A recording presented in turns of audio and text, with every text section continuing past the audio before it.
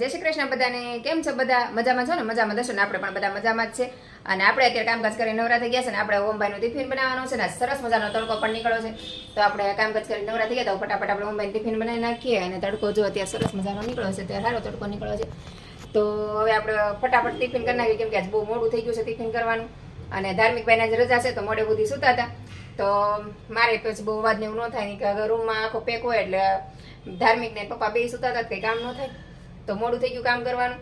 તો હવે આપણે ફટાફટ ઓમનું ટિફિન બનાવીને પછી ટિફિન લઈ આવીએ. અને ધાર્મિકભાઈને આપણે શર્મિલાબેનના ઘરે મૂકવાના છે, તેને મૂકતા આવશું. તો ચાલો વિડીયો આગળ સુધી બન્યા રહેજો. આપણે ઓમભાઈને ટિફિન દઈને રિટર્ન આવી ગયા ને સિગ્નલ બંધ છે તો આપણે સિગ્નલ ખોલવા માટે ઊભા છીએ.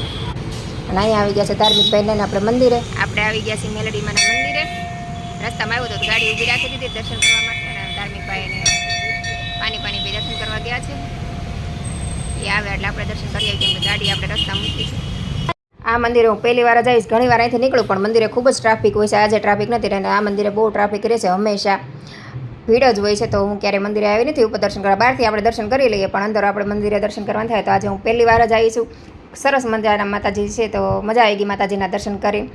અને અહીંનું લોકેશન પણ સરસ છે. હીરાબાગથી આગળ તમે જાઓ સંતલાલ બાજુ એટલે આગળ જ ત્યાં મંદિર આવે છે. અને આ છે બહારનું લોકેશન, BRTSની સામે જ આ મંદિર આવેલું છે. તો આપણે હવે અહીંયાથી આગળ નીકળશું ગાડી લઈને. તો આગળ જતા ત્યાં ગણપતિ દાદા મળી ગયા છે આપણે દર્શન કરવા માટે. તો અહીંયા પણ આપણે ગાડી ઊભી રાખીને દર્શન કરી લીધા છે. તો ધાર્મિકભાઈ અત્યારે આપણે ટ્યુશન વહી ગયા છે અને આપણે અત્યારે જાગી કરીને ફ્રેશ થઈ ગયા છે. ને હજી તડકો આજે સરસ નીકળ્યો છે, સવારનો તડકો છે આજે મસ્ત મજાનો. તો આપણે આજે ચાદરને એવું બધું ધોવા નાખી દીધું, કેમ કે હમણાં તડકો નહોતો તો જાય ચાદરને એવું બધું મેં ધોવા નાખી દીધું. અત્યારે જ મેં ચાદરને એવું કાઢી નાખ્યું. તમે ચાદરને એવું બધું ધોવા નાખી દઉં. તો ચાદર ધોવા નાખ્યા અને હવે આપણે છે ને પ્રસાદીને સાંજની પ્રસાદીની તૈયારી કરવાની છે. ને અત્યારે આપણે નીચે કથા પણ શરૂ થઈ ગઈ છે, એટલે કથાની હજી પૂજા શરૂ થઈ છે. હજી અડધી પોણી કલાક કથાની પૂજા ચાલે છે. આપણે બધું કામ કરી નાખીને પછી આપણે નીચે કથામાં જઈશું. ત્યાં ઓમભાઈ પણ આપણે આવી જાય, ઓમભાઈ નાસ્તા પાણી કરી લે પછી આપણે જઈશું કથામાં નીચે.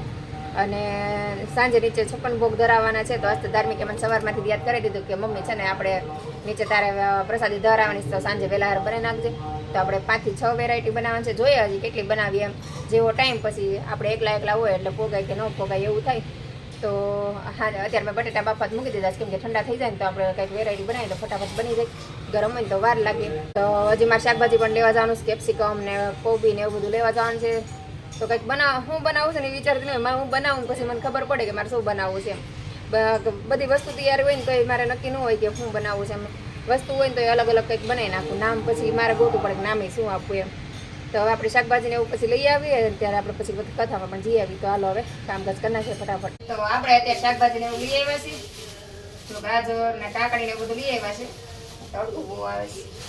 અને પાલકને એવું લઈ આવીશું, પાલકને બધું, કેમ કે સાંજે આપણે ગણપતિ દાદાની પ્રસાદી નીચે બનાવવાની છે. 3-4 વેરાયટી કે વધારે બનાવીએ પણ 3-4 વેરાયટી તો પાકી જ છે. તો પાલક લઈ આવીશું, ગાજર, કોબી, કાકડી એવું બધું લઈ આવીશું, કેપ્સિકમ લઈ આવીશું અને થોડી કમતી ફણસી લાવીશું. જો ફણસી લાવી છે થોડી. તો આ બધાને એવું કાંઈક નવીન બનાવશું. બ્રેડ ને બધું લઈ આવશે, આપણે આનું કાંઈક બનાવશું. તો ચાલો ફટાફટ આપણે બધું બનાવવા મળીએ, કેમ કે 7 વાગે બનાવવાનું છે ને અત્યારે 5:30-6 તો વાગી ગયા છે. તો આપણી પાસે 1 કલાકનો ટાઈમ છે ને 1 કલાકમાં 4 થી 5 વેરાયટી બનાવવાની છે. તો એક ચેલેન્જ જેવું જ છે આજે કે 1 કલાકમાં આટલી વેરાયટી બનાવી નાખવાની. તો ચાલો ફટાફટ બનાવી નાખીએ. ઉલટા વડાપાઉં બનાવવા છે, વડા બનાવવા છે અને સેન્ડવિચ બનાવી છે. જોઈએ કેટલું વસ્તુ બને. તો અત્યારે આપણે ગણપતિ દાદા નીચે પ્રસાદી દેવા માટે બનાવીએ છીએ. તો જો ઉલટા વડાપાઉં બની ગયા છે. જો સરસ મજાની ડીશ તૈયાર કરી છે ઉલટા વડાપાઉંની. જો ઉલટા વડાપાઉં બની ગયા, સુરતના ફેમસ છે. આની રેસીપી તમારે જોવી હોય તો મને કોમેન્ટ કરજો, હું તમને આનો વિડીયો બનાવી દઈશ. અને અત્યારે આપણે બનાવીએ છીએ છોકરા માટે ચિપ્સ, એકદમ ક્રિસ્પી. તો એ પણ હું બનાવું છું, તમે જોઈ શકો છો. વેસ્ટમાંથી બેસ્ટ છે. આ બ્રેડ છે, બ્રેડ અમારે ઉલટા વડાપાઉંમાંથી નીકળી હતી, એનો તો ઉપયોગ કરી લેશું ને એ પણ આપણે સાથે ધરાવશું. છોકરા માટે જ છે તો છોકરાને આ ખૂબ પસંદ આવશે. અને સાથે બનાવ્યા છે આપણે વડા, એ પણ આપણે પ્રસાદીમાં ધરાવવાનું છે. તો આજે છોકરાને ખૂબ મજા આવે એવી પ્રસાદી છે. તળાઈ ગઈ છે, એકદમ ક્રિસ્પી થઈ ગઈ છે. તો આને આપણે કાઢી લઈશું. અને તમારે યુનિક અને નવી નવી રેસીપી જોવી હોય તો મારી ચેનલ છે પ્રજ્ઞા શોર્ટ અને બીજી ચેનલ છે પ્રજ્ઞા કુક એન્ડ વ્લોગ શોર્ટ્સ. તેમાં જઈને વિઝિટ કરજો, તેમાં તમને રેસીપી નવી નવી મળી જશે. તો આપણે બટેટા વડા બની ગયા છે, ઉલટા વડાપાઉં બની ગયા છે. અને હવે હું બનાવું છું કેક. તો કેકનું ડેકોરેશન બાકી છે. તો હવે આનું કંઈક ડેકોરેશન કરશું. તો સરસ મજાનું કંઈક વિચારશું. તો કેક માટે આપણે અત્યારે કંઈ છે નહીં. તો આને આપણે ચોકલેટથી જ સજાવવાના છે. તો આપણે થોડા થોડા ચોકલેટ બોલ્સ નાખી દઈશું આનું ઉપર. આજે બહુ જાજો નથી નાખવાના અને આજે બ્લેક જ નાખવાના છે. અહીંયા ત્યાંથી ઉભો ઉભો રેડ પર ખબર ન પડે કે અહીંયા આવી જાય એમ કે બની ગયું હોય. મમ્મા આવું છે લાડવાની કેમ બનાવી છે. ફૂલ લઈ જશે ને ફૂલ જેવું બનાવી દઈશું. એક ચેરીના 4 હિસ્સા કરી દીધા છે. આપણા રીતે ફૂલ બનાવી દઈશું.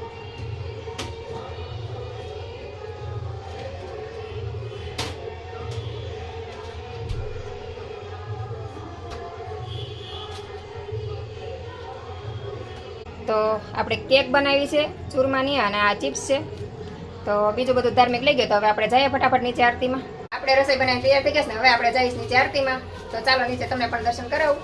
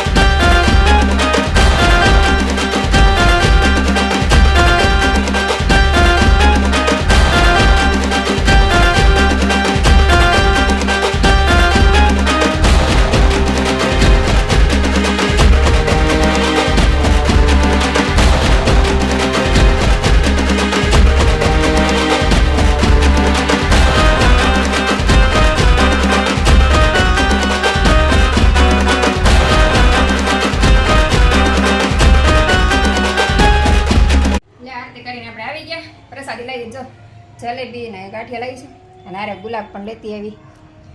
પ્રસાદીના ગુલાબ આવ્યા હતા ને લેતી આવી. બાકી બધી પ્રસાદી તો વેચાઈ ગઈ. આપણે ખાલી ફાફડી ને જલેબી 2 લઈ. મારા ઓમની ફેવરેટ છે જલેબી ને ફાફડા. તો ઓમભાઈ માટે જલેબી ને ફાફડા લઈ આવીશું કે જો પ્રસાદી. અને મીનામાસી વાળું લેવા આવી ગયા છે. કેમ નતા આવ્યા છે? આવી મને કેમ ને હું ક્યારની વાટે હતી. મને એમ થયું નીચે હાથ પાડો છે એમ. તો આપણે અત્યારે જમી કાઢવી નવરા થઈ ગયા છે ને આપણે આજે પ્રસાદીમાં 4 આઈટમ બનાવી. એમ તો બીજી બનાવવા નથી પણ પછી સમય ન રહ્યો કેમ કે ઓમને ધાર્મિક બે હાર જમવું કરતા હતા. ગી બેને હારે જમવાનું દેવા રહીને તો આરતીનો ટાઈમ થઈ ગયો 7 વાગી ગયા. તો બધું જે બનાવવું હતું ન બનાવવાનું. તો આપણે 4 વેરાયટી બનાવી નાખો. આપણે 6-7 વેરાયટી થાત. તો એ બીજું આપણે જે તૈયાર કરીને જ મૂક્યું હતું બધું સુધારેલું ક્રશ કરેલું બધું તૈયાર હતું પણ બનાવવાનો સમય ન રહ્યો. એ અત્યારે બધું ફ્રીજમાં મૂકી દીધું. તો એનો આપણે કાલ બનાવશું. અત્યારે આપણે જમી કાઢી નવરા થઈ ગયા. મારે અમને જમવાનું હતું. ધાર્મિક ભાઈ નીચે મહાપ્રસાદ લીધો હતો. તો આપણે ઘરે બનાવ્યા હતા. ઉલટા વડાપાઉં બનાવ્યા હતા અને વડા બનાવ્યા હતા અને થોડીક બ્રેડની સ્લાઇસ ને એવું બધું બનાવ્યું હતું અને કેક બનાવી દીધી તમે જોઈએ જ હતી. તો એટલું આપણે બનાવ્યું હતું. તો અત્યારે આપણે કામકાજ કરી નવરા થઈ ગયા. ખાલી એક વાસણ ટૂંકવાનું બાકી છે. જો વાસણનો ઢગલો પડ્યો છે તો વાસણ ટૂંકવાનું બાકી છે ને મેહુલ અત્યારે આવી ગયા છે ને અત્યારે વાગી ગયા છે 10. તો મેહુલને કાંઈ ઉલટા વડાપાઉં એવું નથી ખાવું. એને તળેલું નથી ખાવું મતલબમાં કે સવારના જમા ન હોય એટલે અત્યારે તળેલું ખાવું ન ગમે કેમ કે આખો દિવસ ભીખા હોય તો ત્યાં તળેલું ખાઈને ખાલી ખોટી તબિયત ખરાબ થાય. તો એને અત્યારે એના માટે જો અત્યારે રોટલીનું શાક બનાવ્યું છે. તો હવે અત્યારે મેહુલને જમવાનું છે તો એ જમવા બી જાય છે. રોટલીનું શાક ખાશે ખાલી. એને ખાલી રોટલીનું શાક જ ખાવું છે. બપોરે જમવા નથી ને તો એ રોટલીનું શાક ને એવું દઈ દો એને આપણે ઉટકી નાખી વાસણ ને પછી થઈ જશે નવરા નાઈ દો.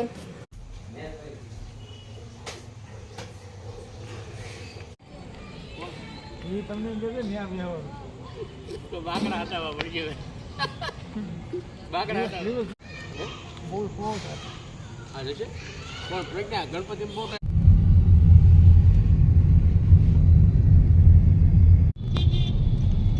આમાં નો દેખાણું કોઈ તમે પણ આગળ છે ઉતરવાનું તો એટલે ભાઈ ઉતરી ઉતરલે હવે આય મૂકી દે તું પણ અહીંયા ગણપતિ દાદાનો કોણ લે આવી ગયા છીએ અત્યારે ગણપતિ દાદા જોવાનામાં ધાર્મિક ને સિદ્ધરાજભાઈ બે આગળ ચાલ્યા જાય છે ગણપતિ દાદા જોવા. અહીંયા ગણપતિ દાદા મસ્ત મજાના છે એકદમ બહુ સુપર ગણપતિ દાદા છે.